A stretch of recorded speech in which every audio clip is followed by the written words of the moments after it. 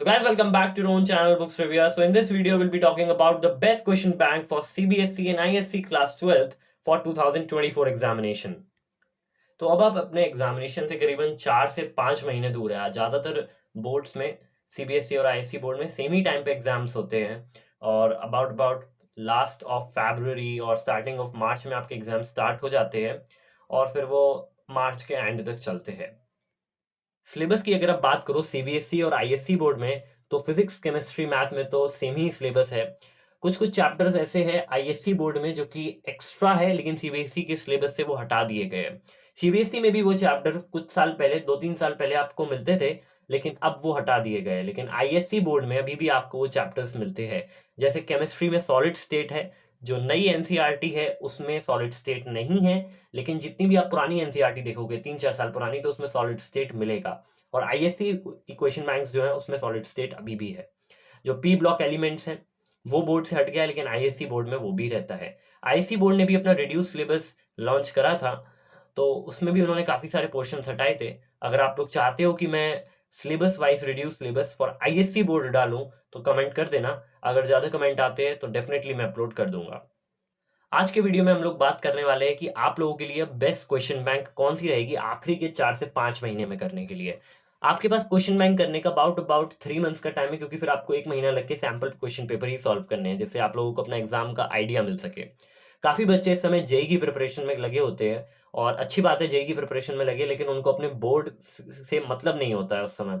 तो आखिरी में होता क्या है कि अपनी वो जेई प्रिपरेशन के जब एंड पे आते हैं, अपना जेई मेंस का फर्स्ट अटेम्प्ट जो कि जनवरी में होता है उसको दे देते हैं, उसके बाद उनको बड़ी बोर्ड की प्रॉब्लम होती है और उसमें उस समय वो लोग बहुत परेशान होते हैं और अपना अप्रैल का अटेम्प्ट भी खराब कर लेते हैं। तो बेस्ट तरीका यही रहता है कि आप अपना चैप्टर पढ़ने के बाद अपना जेई मेंस जेई एडवांस के क्वेश्चन सॉल्व कर लो, साथ ही साथ आप अपने बोर्ड के क्वेश्चंस को भी एक बार गो थ्रू कर लो। सॉल्व नहीं करना, गो थ्रू हो जाओ कि किस तरीके के क्वेश्चंस आते हैं, आपको किस तरीके से आंसर लिखना है, जिससे आपको कुछ कुछ नया ना लगे जब आप अपनी बोर्ड की तैयारी करो अपने जनवरी अटेम्प्ट के बाद। तो ये वीडियो उनके लिए भी इंपॉर्टेंट है जो कि जेई मेंस या जेई एडवांस को टारगेट करते हैं और नीट को भी टारगेट कर रहे हैं। इस वीडियो में हम बात करेंगे कि कैसे आपको क्वेश्चन बैंक सॉल्व करनी है और सबसे इंपॉर्टेंटली कौन सी क्वेश्चन बैंक सॉल्व करनी है। तो आप सब जानते होंगे, आप लोगों ने क्लास 10th में भी शायद ओसवाल की ही क्वेश्चन बैंक परचेस करी होगी। ओसवाल की क्वेश्चन बैंक्स जो है वो बहुत सालों से टॉप नॉच रही हैं और अभी भी यही बेस्ट चल रही हैं इन द होल मार्केट। आपको मार्केट में काफ़ी सारी और क्वेश्चन बैंक्स भी मिल जाएंगी, लेकिन उनमें एरर्स बहुत है। ओसवाल की जो क्वेश्चन बैंक्स है उसमें आपको एरर्स सबसे कम देखने को मिलते हैं। ऐसा नहीं है मिलते नहीं है, लेकिन सबसे कम देखने को मिलते हैं। तो इसलिए ओसवाल बुक्स मेरे हिसाब से इस समय नंबर 1 क्वेश्चन बैंक है for class 12th as well as for class 10th and for both boards CBSE and ISC. सबसे पहले हम लोग सीबीएसई की क्वेश्चन बैंक की तरफ देखते हैं जो कि केमिस्ट्री की है। उसके बाद फिर हम आईएससी की क्वेश्चन बैंक मैथमेटिक्स की ओर देखेंगे। इस वीडियो में मैं इंग्लिश को इंक्लूड नहीं कर रहा हूँ, क्योंकि वो आईएससी और सीबीएसई में बिल्कुल अलग है। सीबीएसई की इंग्लिश अलग है और आईएससी की इंग्लिश थोड़ी अलग है।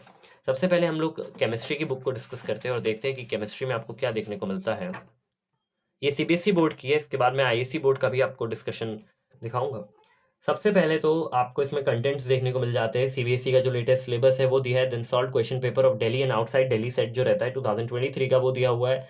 देन सैम्पल क्वेश्चन पेपर जो 22 और 23 का फुली सॉल्व है। Then sample question paper, then solve paper of 2022 भी दिया हुआ है। जो सीबीएसई की टाइपोलॉजी रहती है उस हिसाब से इन्होंने क्वेश्चंस को डिवाइड करा हुआ है, जैसे R for remembering, A for applying, then U for understanding, A for analysing and evaluating and C for creating. इसके बाद फिर इन्होंने चैप्टर्स दिए हुए हैं, जैसे आपके सिलेबस में सॉल्यूशंस है, इलेक्ट्रोकेमिस्ट्री है, केमिकल काइनेटिक्स है, डीएफ ब्लॉक है, कोऑर्डिनेशन है, देन हेलोएल्केन्स एंड हेलोरीन्स जो कि ऑर्गेनिक केमिस्ट्री का पार्ट है, then alcohols, phenols and ethers, aldehyde, ketones and carboxylic acids, amines and biomolecules. तो ये सब आपके चैप्टर्स है। इसके बाद इन्होंने सिलेबस ही दिया हुआ है। देन क्वेश्चन पेपर का डिज़ाइन दिया हुआ है कि किस तरीके के क्वेश्चन पेपर का डिज़ाइन रहेगा, जो कि काफ़ी बच्चों को पता नहीं होता है, तो आपको इस बुक से पता चल जाएगा। इसके बाद सॉल्व पेपर दिया है 2023 का। उसके बाद जो सैम्पल क्वेश्चन पेपर इशू करा गया था 16 सितंबर 2022 को बाय बोर्ड, वो इसमें दिया हुआ है। इसके बाद फिर आपको इसमें जो भी सेट जो भी दिए रहते हैं दिल्ली एंड आउटसाइड उसके देखने को मिलता है। इसके बाद हम चैप्टर नंबर 1 पे आते हैं जो कि सोल्यूशंस है। कुछ साल पहले 3-4 साल पहले चैप्टर 1 सॉलिड स्टेट हुआ करता था, लेकिन अब सोल्यूशंस हैं। तो सबसे पहले तो आपको रिवीजन नोट्स दिए हैं, और मैं बता दूं ये रिवीजन नोट आपको कंप्लीट चैप्टर का गो थ्रू कर देंगे। जो जो इंपॉर्टेंट है इस चैप्टर में वो सब दिया हुआ है। इनके जो रिवीजन नोट्स है वो हमेशा से ही बेस्ट रहते हैं। इसमें माइंड मैप दिया हुआ है, उसके बाद कीवर्ड्स दिए हैं, फिर टाइप्स ऑफ सोल्यूशन, जो भी इंपॉर्टेंट एनसीईआरटी की जो भी चीज़ें हैं वो इसमें दी हुई हैं। उसके बाद फिर ऑब्जेक्टिव टाइप क्वेश्चन है, जिस तरीके भी क्वेश्चन बन सकते हैं वो सब इन्होंने मार्क करे हुए हैं।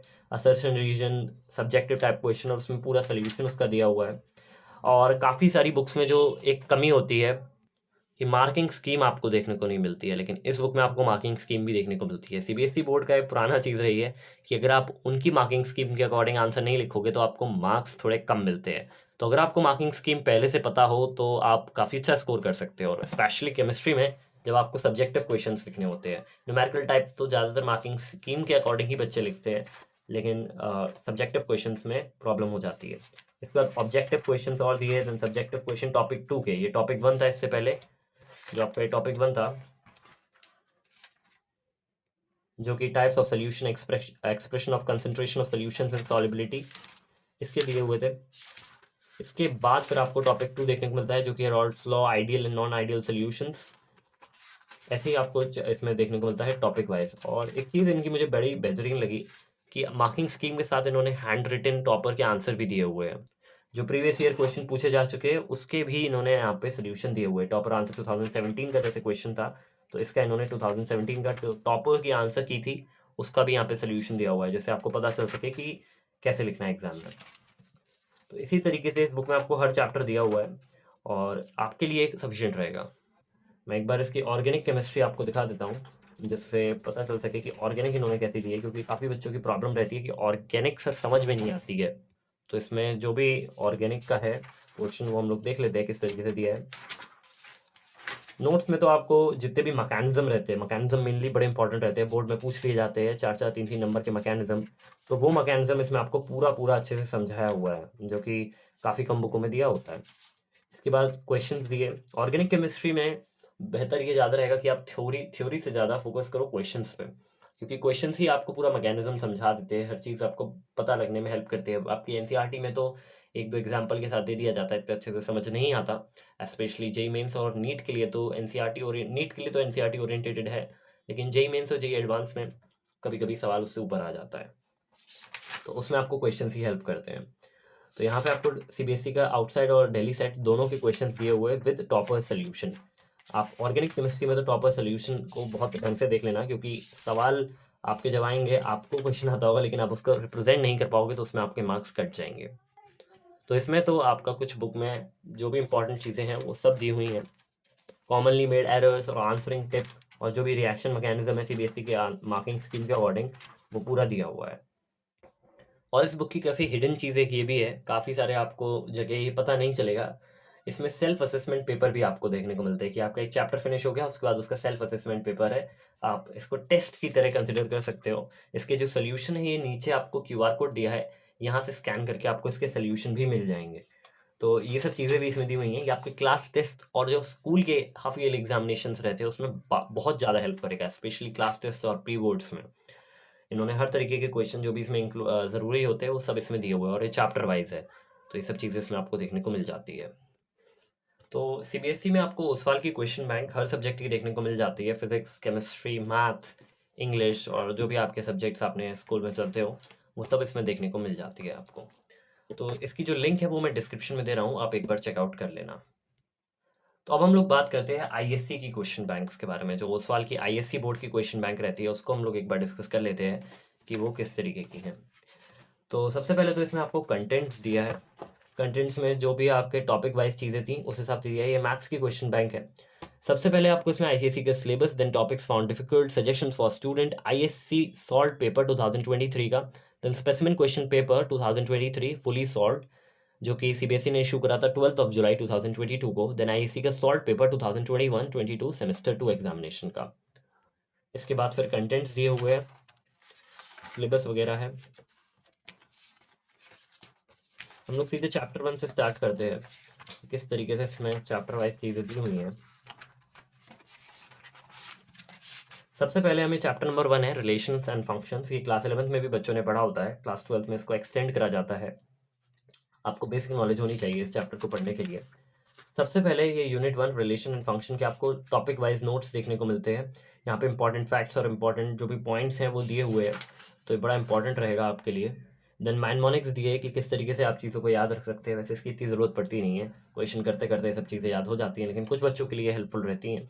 देन 1 मार्क क्वेश्चन आपको दिए हुए according to the ISC specific question paper. आपके MCQs भी एग्जाम में आने वाले हैं, तो उसको नज़र में रखते हुए इन्होंने यहाँ बनाया हुआ है। Then 2 marks question, then 4 marks question, 6 mark question, उसके बाद टॉपिक 2 जो कि फंक्शंस हैं उसके रिवीजन नोट्स, एंड देन उसके mnemonics, then 1 mark question, 2 marks question and 4 marks question. और इन्होंने भी ISC की मार्किंग स्कीम इसमें इंक्लूड करी हुई है।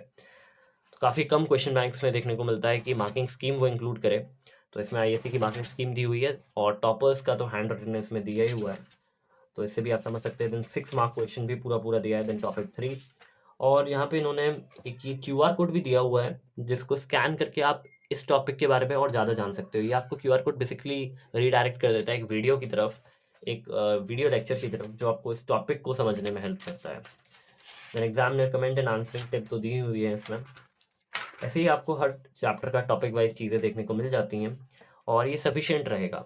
आप अगर बुक के अंदर नंबर ऑफ़ पेजेस भी मैं दिखा देता हूँ, काफ़ी बच्चे कहते हैं कि सर नंबर ऑफ़ पेजेस भी बता दिया करो। तो इसमें 391 पेजेस है बुक में, आप लोगों को शायद कैमरे में ना दिख रहा हो, दिख रहा है चलो। तो इसमें 391 पेजेस है बुक में, मैथमेटिक्स की ये बुक है, और इसमें इन्होंने ये सेल्फ असेसमेंट टेस्ट भी दिए हुए हैं। सेल्फ असेसमेंट टेस्ट आपके बहुत कम बुक में देखने को मिलते हैं। इसमें आपने चैप्टर पूरा सॉल्व कर लिया, उसके बाद आप सेल्फ असेसमेंट टेस्ट को अटेम्प्ट कर सकते हो, पता लगा सकते हो कि आपको कितना आया। तो ये बेसिकली आपके क्लास टेस्ट में काफ़ी ज़्यादा हेल्प करने वाला है, बोर्ड एग्जाम में तो काफ़ी ज़्यादा ही करेगा।